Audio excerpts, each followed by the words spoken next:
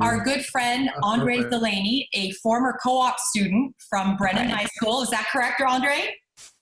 Yes.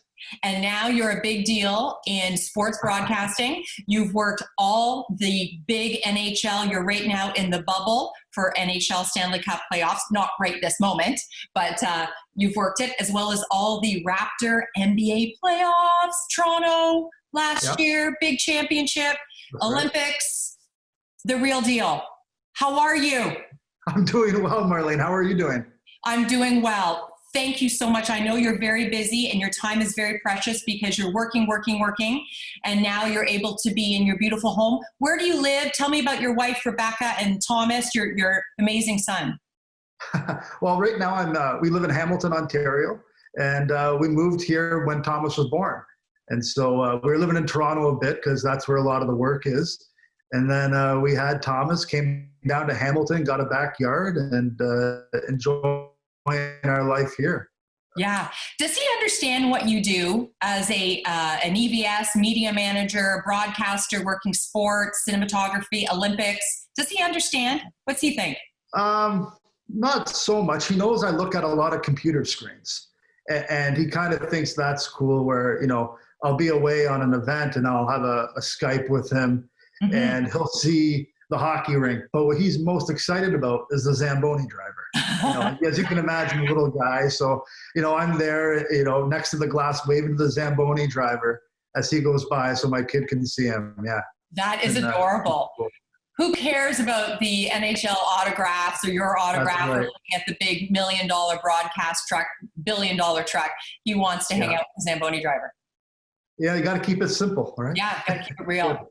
Hey, and you are the real deal because I know you were so talented. I remember you as a high school student being such an amazing main camera cinematographer.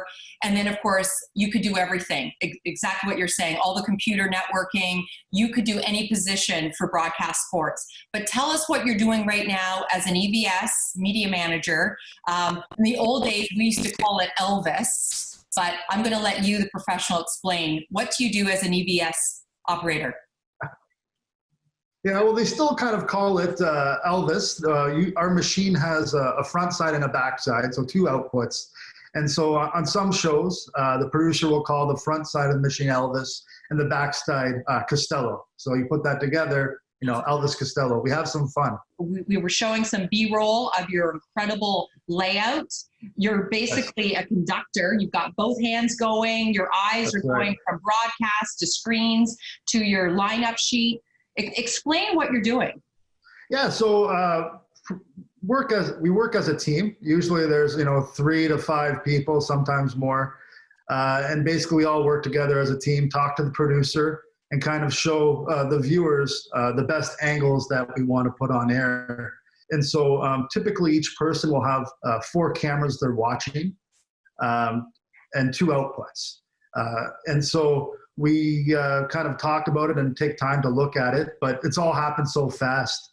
And the big thing is too, when a producer asks you a question, it's a yes or a no. You can't hear a nod as the director here says. And it's so true. Communication is huge. So how loud is it? What's the volume like in the truck? Is it like the good old days when Paul Tan's saying plaid, red, blue, green? What's going on?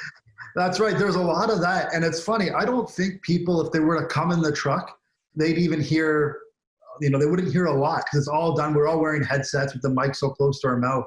But there's a ton of, words that are being said from, the director cutting cameras to the producer telling stories, queuing up announcers to talk about replays.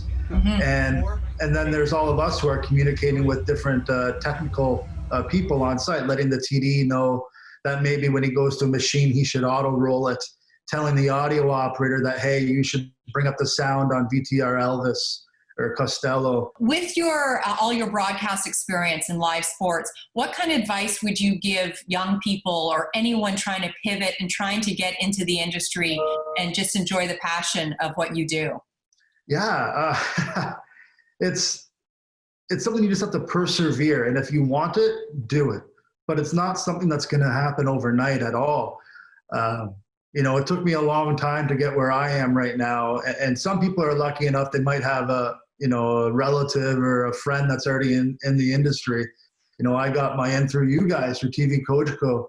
And that really kind of helped with the networking at a young age as a high school student. So I think, you just got to roll with the punches, be willing to put up with a lot of nonsense at times and say yes. Don't say no to a job. Even if that means, traveling in a day early to the city and sleeping at a hotel lobby. I'm not saying I did that. I might have done that, but it's just what you have to do to kind of pick up work and get your name out there and take shifts.